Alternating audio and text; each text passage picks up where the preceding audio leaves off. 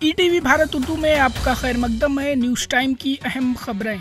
लोकसभा इंतखाबात के पहले मरहले में 21 रियासतों और मरकज़ के ज़ेर इंतज़ाम इलाकों की 102 पार्लिमानी नशिस्तों के लिए वोटिंग हुई। लोकसभा की 102 सीटों के साथ साथ अरुणाचल प्रदेश और सिक्किम असम्बली की 92 सीटों के लिए वोट डाले गए।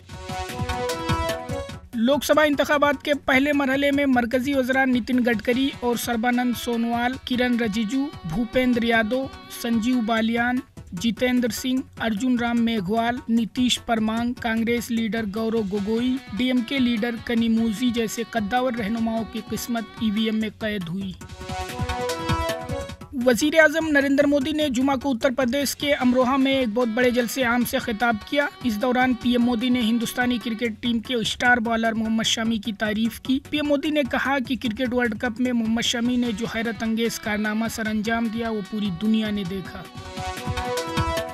मरकजी वज़ीर दाखिला अमित शाह ने गांधीनगर से पर्चे नामजदगी दाखिल किया। इस दौरान गुजरात के वज़ीर आला भूपेंद्र पटेल, राज्यसभा के मेंबर पार्लियामेंट मयंक नायक और गांधीनगर लोकसभा के इंचार्ज KC पटेल उनके साथ मौजूद थे। गांधीनगर में 7 मई को वोटिंग होनी है। कांग्रेस सदर मल्लिकार्जुन खड़गे ने ट्वीट किया और कहा कि हमारे आईन और जमहूरियत की हिफाजत की लड़ाई आज से शुरू हो रही है। लोकसभा इंतखाबात के पहले मरहले में वोट डालने वाली 21 रियासतों और मरकज़ के ज़ेरे इंतज़ाम इलाकों के मेरे प्यारे शहरी, मैं आपसे अपील करता हूं कि अपना वोट एहतियात से डालें।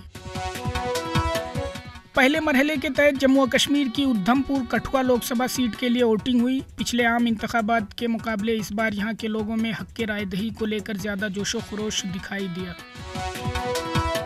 नेशनल कॉन्फ्रेंस के नायब सदर उमर अब्दुल्ला ने कहा कि BJP जम्मू और कश्मीर के लोगों के दिल जीतने में अभी तक नाकाम हुई है।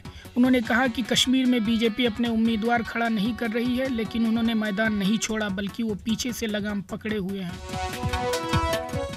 पीपुल्स डेमोक्रेटिक पार्टी की सरबराह महबूबा मुफ्ती ने आने वाले पार्लिमानी इंतखाबात के हिस्से के तौर पर ज़िले पुलवामा का दौरा किया। महबूबा मुफ्ती ने कहा कि मरकज़ी हुकूमत जम्मू और कश्मीर के लोगों को अपनी हुकूक से महरूम कर रही है। उन्होंने कहा कि वादी के कुदरती वसाइल को लूटा जा रहा है।